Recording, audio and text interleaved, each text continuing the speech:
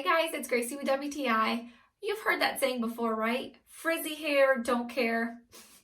Well, I don't know about you guys, but I could not disagree with that saying anymore. Just look at how bad my hair looked before I started using this keratin hair mask from SUNATORIA.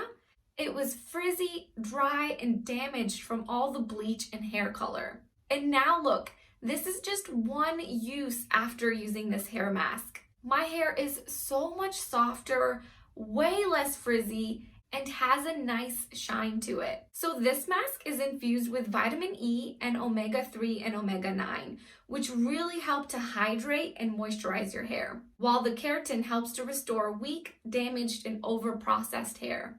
All I did was apply a generous amount all over my hair from the roots to the tips, and I left it on for at least 30 minutes and then rinsed thoroughly. And voila! I instantly had smooth, soft, and shiny looking hair. I was immediately impressed. And nope, I haven't used a hair dryer or a hair straightener on this hair. I literally just did a treatment last night before I went to bed, and I woke up with this hair. I know, right? I could not have asked for anything more.